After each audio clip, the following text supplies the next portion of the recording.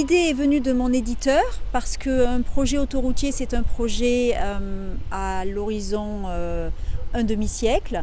Et donc il s'est dit que l'essentiel, en fait, c'était de présenter non seulement aux conducteurs d'aujourd'hui, mais aux conducteurs de demain, que sont les enfants, ce projet et les 2 trajets qui s'offriront à nous désormais.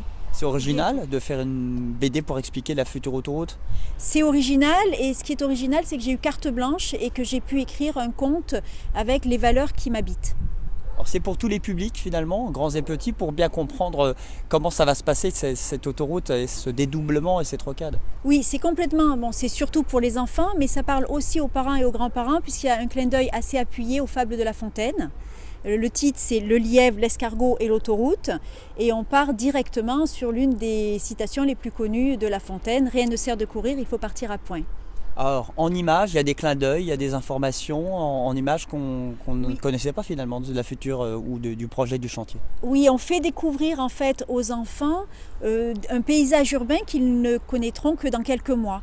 À savoir, par exemple, à un moment donné, ils passeront sous un pont qui conduira à la future gare TGV et sur lequel passera le tram de Montpellier, le tram aux hirondelles.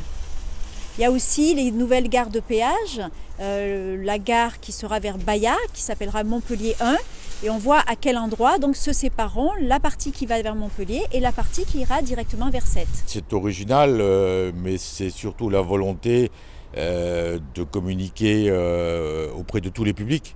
Et donc quand l'occasion s'est présentée, que ça m'a été proposé, je trouvais que c'était très intéressant, sachant que comme pour le reste de notre communication, ce livre destiné aux enfants n'a pour seul objet que d'expliquer le projet dans son contexte, et de montrer à quoi peut ressembler le Montpellier de demain avec cette nouvelle autoroute.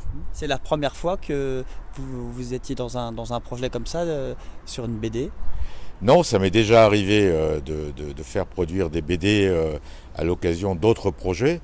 Mais bon, voilà, disons qu'on n'est pas dans une démarche qui est on a prévu de faire une BD, on va la faire. On saisit les opportunités lorsqu'on a de belles propositions.